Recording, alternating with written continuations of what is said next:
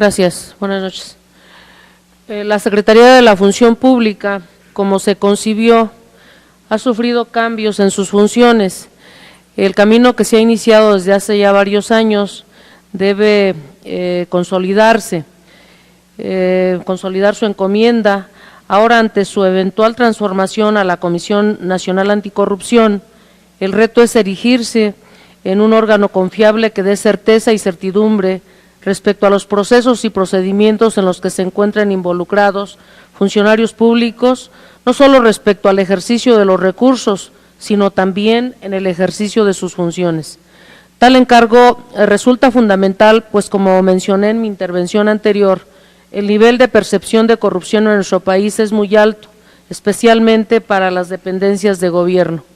La sociedad mexicana necesita y exige mayor efectividad por parte de sus instituciones, precisa de acciones coordinadas que ofrezcan alternativas reales de solución y que se reflejen en el corto, mediano y largo plazo en favor de las y de los ciudadanos. En nuestro grupo parlamentario coincidimos en que las reformas aprobadas por esta legislatura son pieza fundamental para empezar a cumplir dichas exigencias, al tiempo que reconocemos que éstas no darán resultados esperados si los servidores públicos encargados de su implementación no cuentan con la preparación cognitiva, profesional, ética y moral adecuada para realizar sus tareas de manera honrada, cabal, legal y eficazmente. Al respecto, dentro del segundo informe de labores, se establece que se han recibido, tramitado y atendido por parte de la propia Secretaría de la Función Pública y los órganos internos de control un total de 22,356 quejas y denuncias. Sin embargo, ¿podría informarnos, señor subsecretario, cuál es la principal razón por la que dichas quejas y denuncias son presentadas y de qué forma se han evitado su recurrencia? Asimismo, ¿cuántos servidores públicos han sido inhabilitados, multados, suspendidos o declarados sin responsabilidad de dicho total? ¿Y cuál es el porcentaje por nivel jerárquico de cada uno de ellos? Atendiendo a que el ejercicio de los recursos públicos debe ser eficiente, responsable y puntual para atender la mayor cantidad de necesidades y rezagos que enfrenta nuestro país, ¿podría aclararnos de los 586.6 millones de pesos determinados como montos irregulares o pendientes de aclaración, cuál fue el monto reintegrado a la Hacienda Pública Federal y cuánto fue aclarado por parte de los servidores públicos correspondientes? Nosotros estamos convencidos de que la importancia de la prevención para evitar daños mayores o irreparables, en ese sentido, consideramos que las revisiones y auditorías deben servir no solo como medidas correctivas, sino como medidas preventivas, para evitar que año con año se presenten las mismas irregularidades. Por ello, preguntarle, ¿qué medidas ha implementado la Secretaría de la Función Pública para inhibir el mal uso o aplicación de los recursos públicos al interior de las dependencias y entidades, evitando con ello que el reintegro de los recursos sea una práctica cotidiana que no erradica de fondo la problemática?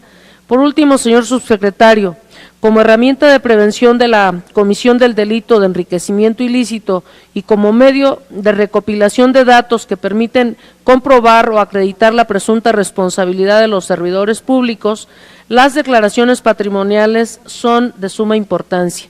Sin duda alguna, la declaración de los servidores públicos radica, tal cual lo establece la normatividad, en que cada uno se debe conducir con estricto apego a la misma, lo que asegurará a la sociedad una administración transparente, eficaz y honrada. Al respecto, resulta relevante el aumento en el cumplimiento de la presentación de declaraciones de su situación patrimonial, pasando de 297,500 en el año 2013 a 301,217 en este 2014.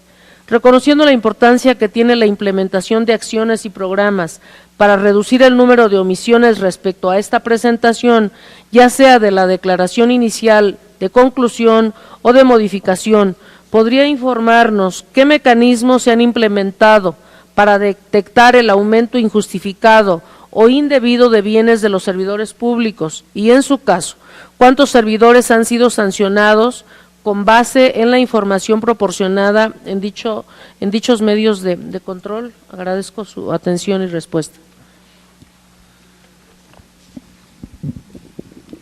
Muchas gracias, diputada, por sus preguntas. Diputada Lucila Garfias. Respecto a su pregunta de cuáles son los niveles de los servidores públicos que hemos sancionado.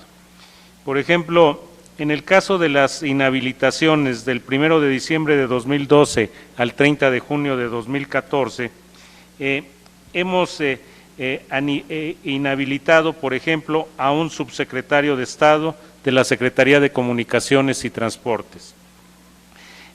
También hemos inhabilitado al titular de la Unidad para la Defensa de los Derechos Humanos y hemos inhabilitado 88 directores generales, adjuntos u homólogos, 525 directores, 640 subdirectores y 830 jefes de departamento.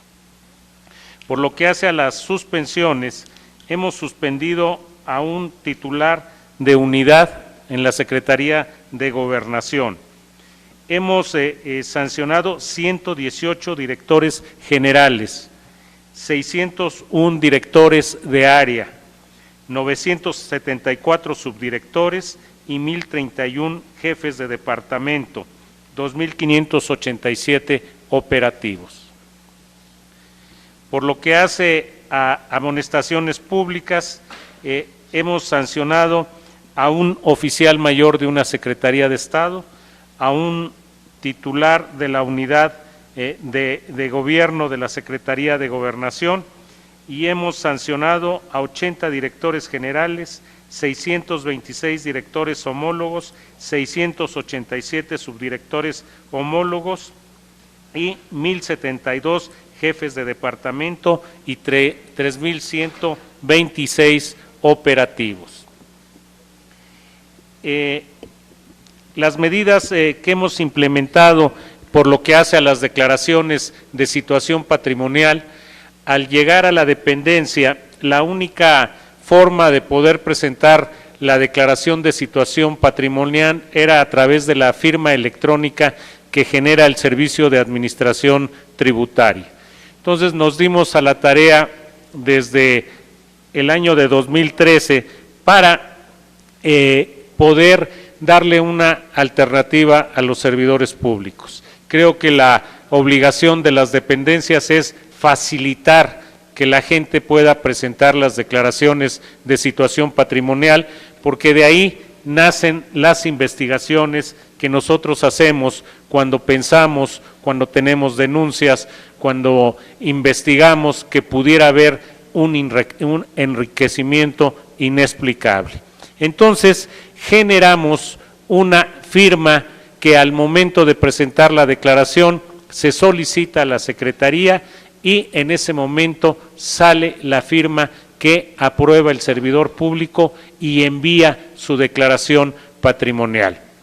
En el año de 2013, que es cuando la aplicamos, tuvimos más de un 30% de utilización por los servidores públicos. 30% se fueron por la nueva modalidad de firma que estábamos llevando a cabo y un 70%, menos del 70%, fue como un 67% contra un 33%.